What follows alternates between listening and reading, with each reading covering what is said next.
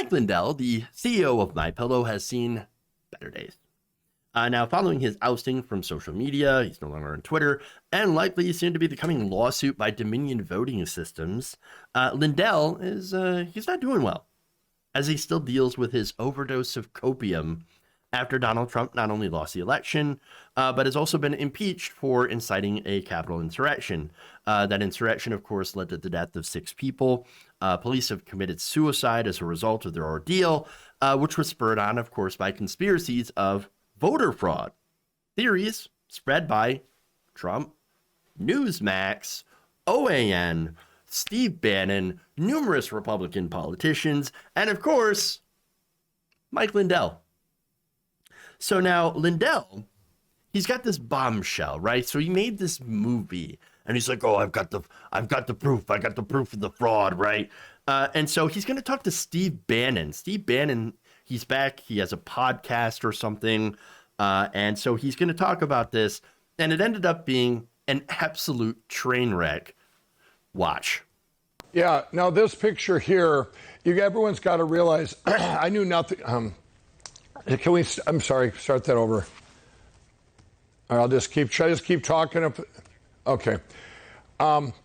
So what you're seeing here is a picture of the president before he was president. This great start. Wow. Awesome. I mean, I don't know if he realized that it was live or not, but he's like, could I start over? Can I do it? No. You know what? Do it live. All right, do it live.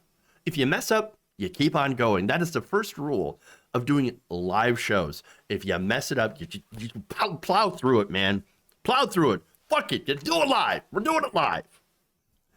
Oh, my gosh. You know what's funny and also kind of devastating? So I realize, like, most of you have been watching the show for years, but I may have some younger viewers now, members of Generation Z. Hi, how you doing? They might have no idea where that even comes from. The fuck it, we'll do it live. That's amazing. I mean, look, Bill O'Reilly, and that's where that comes from. Bill O'Reilly has only been off the air for like 3 years, about 4 years, 2017, right? After these, sexual harassment lawsuits. And Bill O'Reilly had been on the air for a very, very long time. That clip happened in 2008 when he was working for Inside Edition. Oh my God. That's an old reference. Old reference. But anyway, all right. The interview, getting back to that, I know that's a weird aside, but the interview does not get much better. It gets, I mean, I can't even say that it gets more coherent. Just take a look and judge for yourself. That's nothing for what's happened to you over the last couple of weeks. And back then, what was so bad? Back then, he's attacking me for the myoleander.com. He's attacking me for something. All these things I was doing was just good things. What was wrong with that? And now you take all 3 of those times, multiply it by 10, and then times it again by 10. This is what's happening right now to me, to my company, to my family, to my you name it. To me personally, they're going after my reputation. They're boycotting. I mean, it's just across the board. Social media Twitter's taken me down, and my company. Google's suppressed my AdWords. I can't even buy my own name. I get to buy an AdWord. After spending $20,000 last Friday when this absolute proof came out, I was kept bidding on my own name against nobody. Finally, it got up to $1 a click if somebody wanted to find it, and they shut it down. Homeboy spent $20,000 on his own name. Wow. Okay. All right.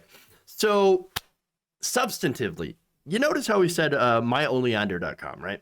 I remember doing a segment on this a while ago when that came up. This, again, sort of the beginning of the coronavirus pandemic. And what he was doing is he was marketing this oleander extract as a cure for COVID-19. Yep. Now, of course, it's not. It's nowhere near it. And so, look, pretty sure that hawking ineffective cures is not only incredibly harmful, but actually dangerous and life-threatening. Oleander extract, as I said, is incredibly toxic to both humans and animals. And so, you know, yeah, there's the harm in that. So maybe there's a good reason to, you know, take that site down and to go after him for it. Because, again, taking his advice and buying his products literally could kill you. Just saying. It could kill you. So that said, I've got another video here. One more. This is Lindell, because the whole reason that he's on this podcast is he's trying to explain in a very haphazard way, like why he is right, and why he's got the proof. He's got the proof, and they're crushing me. They're crushing me down because I'm just trying to tell the truth about what happened in the election. And he's going to talk about his two miracles that he found, which somehow includes as a miracle Donald Trump losing. It should try to make sense of this one. What I want to talk about, the two miracles that I brought up here, is the first miracle was the night of the election. At 11:15, it broke the algorithms in the machine, and because they didn't expect Donald Trump would get millions more votes than what they predicted. By doing that, they didn't have enough track left to do the steal, because he would have won anyway.